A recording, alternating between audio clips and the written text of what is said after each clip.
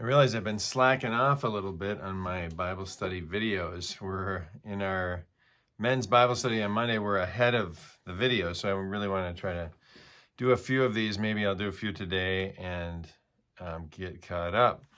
So I like it to be about 5 to 10 minutes per video. So if you see me wearing the same outfit, that's why. Okay, so we're looking at John. We're at the end of chapter 1, verse 35. And this is where John the Baptist, even though he's not called the Baptist in John's gospel, he hands off his disciples to Jesus. So in the other gospels, he says, I must diminish and he must increase. We don't have that language here, but John literally does it by giving Jesus his disciples. So verse 35, the next day John was there again with two of his disciples. So here we have John, not with his title. That's John the Baptist doesn't have a title in John's gospel. And then verse 36, when he saw Jesus passing by, he said, "Look, the Lamb of God." So this is the second time that John uses that title, Lamb of God. He does it earlier when he sees Jesus coming towards him. So here he's basically telling his disciples, this is the Lamb of God. And he says, look, right, which is a big word in John, like look, see, understand, know. Those are John's words. So John the Baptist uses John the gospel writer's language, of course. Verse 37, when the two disciples heard him say this, they followed Jesus. So there you go. It's immediate, right? John kind of hands them off to them. They immediately follow Jesus. Verse 38, turning around, Jesus saw them following and asked, "What do you want?" So this is an interesting question, right? It's really the first words that Jesus speaks in John's gospel. And one thing about John is it really engages the reader. And I always think of the synoptics as a little more objective, like you're watching a story about Jesus, but in John's gospel, Jesus is speaking to you. And it starts off right here, right? This direct question to the disciples, what do you want? And this is also to the reader. What do you want? Why are you reading this, right? Why are you hearing the witness of Jesus Christ?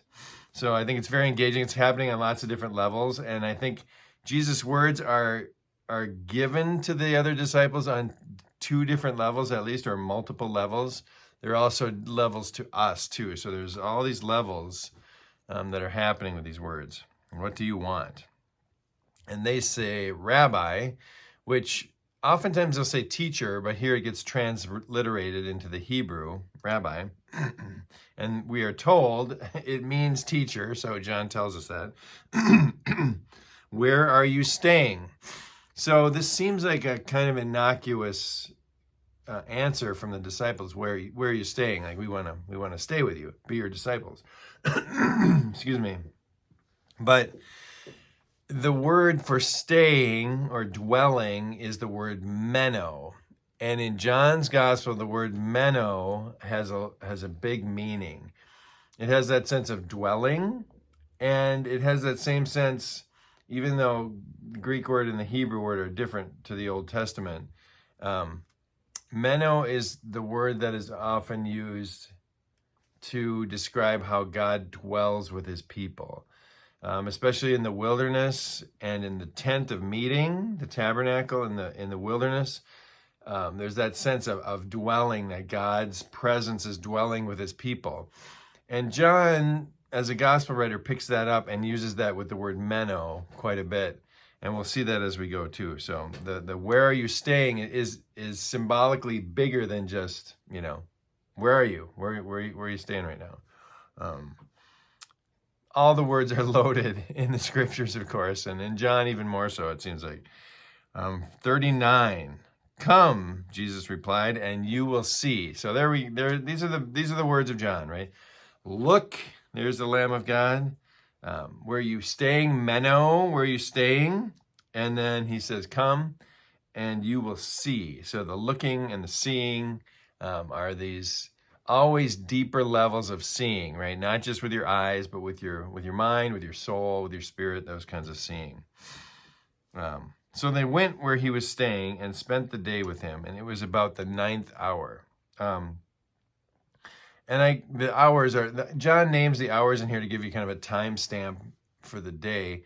And all I can remember is the 6th hour is noontime, I believe. And so the 10th hour is 4 p.m. I always kind of reference it that way, the 6th hour being noon. So John is saying it's the 10th hour. So the 10th hour is 4 p.m., if you count that way. Yeah, sort of ancient ways of telling time. Verse 40, Andrew, Simon Peter's brother, was one of the two who heard what John had said and who had followed Jesus. So here we're connected to Andrew and Peter. And it's Simon Peter, right? We're told his name is Simon Peter. And Jesus will name him. We'll see that here.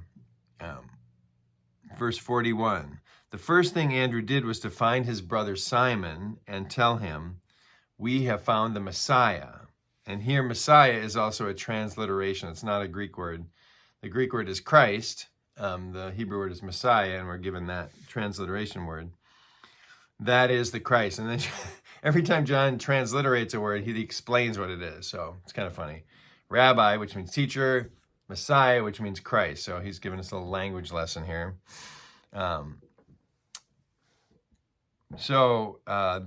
Andrew is operating as the first disciple and evangelist, right? He's telling his brother, he's bringing him to Jesus. So this is the model, right? When you experience who Jesus is and understand who he is, then you go and you bring others, you tell others. So the disciple way. 42, and he, meaning Andrew, brought him to Jesus. Jesus looked at him and said, you are Simon, son of John. You will be called Cephas, which when translated is Peter. So in John, Peter gets his new name right away, right? Not so much in the synoptics, in Matthew, Mark, and Luke. And I didn't do the precise looking, but, we know I think it's in Matthew where, Peter gives the confession of faith, you are the Christ. And then Jesus responds to him, yes, and now you are named Peter, right? Because on this rock I will build my church. Peter means rock. So in synoptics, I think Peter is named much later. In John, he's named right away when Jesus meets him. And of course, this is very different than the synoptic gospels where Jesus meets Andrew and Peter when they're fishing, when they're tending their nets, when they do the big catch of fish. All of that stuff happens, the call of Peter. In John, not so much, right? They're supposedly down in the desert near the Jordan River, where Jesus was baptized. It's just a few days after that. So the call story of Peter is very different in John. That's one thing we notice right away. And so he gets renamed there.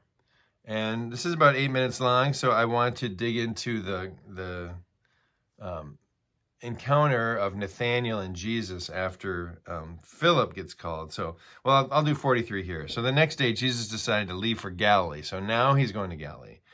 Finding Philip, he said to him, follow me. 44, Philip and Andrew and Peter, like Andrew and Peter, was from the town of Bethsaida. And Bethsaida comes into play later with the healing of the blind man. Philip goes on to tell Nathanael, I want to pick that up later. But the call story, like I said, is in the desert here with Andrew and Peter and Philip.